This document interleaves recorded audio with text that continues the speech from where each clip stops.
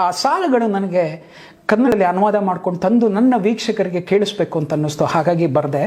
ಒಂದಷ್ಟೇನಾದ್ರು ತಪ್ಪು ಒಪ್ಪುಗಳಿದ್ದರೆ ನಿಮ್ಮ ಹೊಟ್ಟೆಗೆ ಹಾಕ್ಕೊಂಡು ನನ್ನನ್ನು ಮನ್ನಿಸಿ. ಶೀರ್ಷಿಕೆ ಅಪ್ಪ ಯಾಕೋ ಹಿಂದುಳಿದ್ಬಿಟ್ಟ. ಅಲ್ಲಿ ಹೇಳ್ತಾರೆ,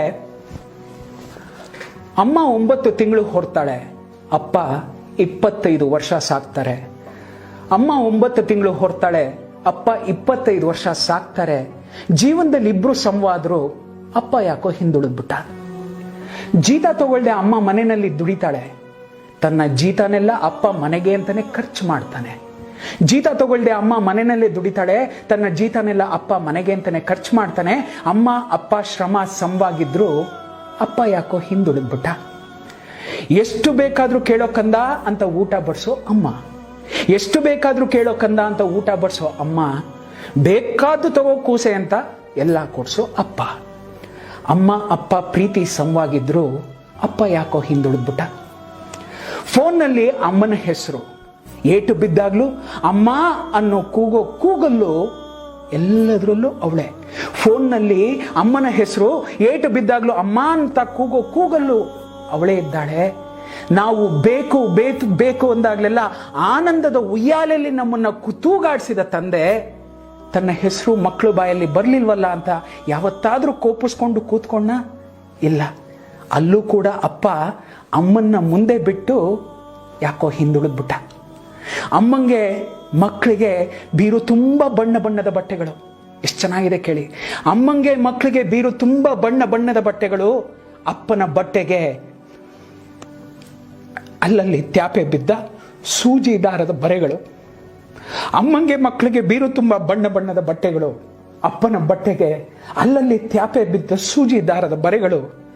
ತನ್ನ ತಾನು ನೋಡ್ಕೊಳ್ದೆ ಜೀವನ ಸಾಗಿಸೋ ಅಪ್ಪ, ತನ್ನನ್ನು ತಾನು ನೋಡ್ಕೊಳ್ದೆ ಜೀವನ ಸಾಗಿಸೋ ಅಪ್ಪ, ಅಮ್ಮ ಮಕ್ಕಳ ಜೀವನದಲ್ಲಿ ನೆನಪಾಗದೇ ಇರೋ ಅಷ್ಟು ಹಿಂದೆ ಉಳಿದ್ಬಿಟ್ಟ. ಅಪ್ಪ ಯಾಕೋ ಹಿಂದೆ ಉಳಿದ್ಬಿಟ್ಟ.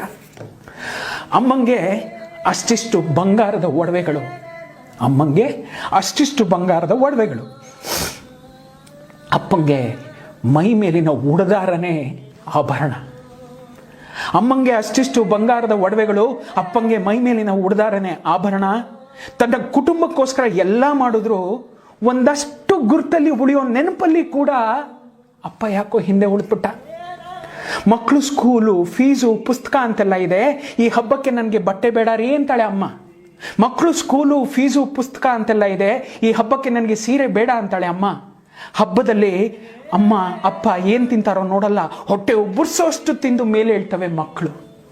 ಅಮ್ಮ ಮಕ್ಕಳನ್ನ ಬಿಟ್ಟಿದ್ದನ್ನ ತಿಂತಾಳೆ, ಅಮ್ಮ ಮಕ್ಕಳು ಬಿಟ್ಟಿದ್ದನ್ನ ತಿಂತಾಳೆ.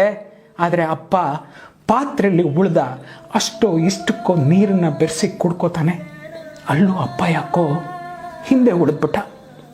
ವಯಸ್ಸಾದ ಮೇಲೆ ಅಮ್ಮ ಮನೇಲಿ ಕೆಲ್ಸಕ್ಕಾಗ ಬರ್ತಾಳೆ ಅಂತ ಮಕ್ಕಳು ನೆನೆಸ್ಕೋತಾರೆ. ವಯಸ್ಸಾದ ಮೇಲೆ ಅಮ್ಮ ಮನೇಲಿ ಕೆಲ್ಸಕ್ಕಾಗ ಬರ್ತಾಳೆ ಅಂತಾನೆ ಮಕ್ಕಳು ಸಾಕ್ತಾರೆ. ಆದರೆ ಅಪ್ಪ ಕಾಲು ಮುರಿದು ಕುದ್ರೆ ಅವನೇನಕ್ಕೂ ಬೇಡ, ಅನ್ನಕ್ಕೆ ದಂಡ ಭೂಮಿಗೆ ಭಾರ ಅಂತ ಮಕ್ಕಳು ಅವನನ್ನು ಹಂತ ಹಂತವಾಗಿ ಸಾಯಿಸ್ಬಿಡ್ತಾರೆ. ಹಂತ ಹಂತವಾಗಿ ಸಾಯೋ ಅಪ್ಪ ಮಾತ್ರ ಸಾವಲ್ಲಿ ಮುಂದೆ ಅಮ್ಮ ಯಾಕೋ ಹಿಂದೆ ಉಳಿದ್ಬಿಡ್ತಾಳೆ. ಎಷ್ಟು ಚೆನ್ನಾಗಿದೆ ಅಂತಂದರೆ ನಮ್ಮೆಲ್ರಿಗೂ ಬೆನ್ನೆಲುಬಾಗಿ ಅಪ್ಪ ನಿಲ್ತಾನೆ. ಆದರೆ ನಾವು ಅಪ್ಪನ ಮರ್ತು ಬಿಡ್ತೀವಿ. ಇದು ಎಲ್ಲರ ಜೀವನದಲ್ಲೂ ನಡೆದಿರುತ್ತೆ, ಪ್ರತಿಯೊಬ್ಬರ ಜೀವನದಲ್ಲೂ ನಡೆದಿರುತ್ತೆ. ತುಂಬ ರೇರ್ ಕೇಸಸ್ ಅಪ್ಪನ ನೆನೆಸ್ಕೊಳ್ಳೋದು.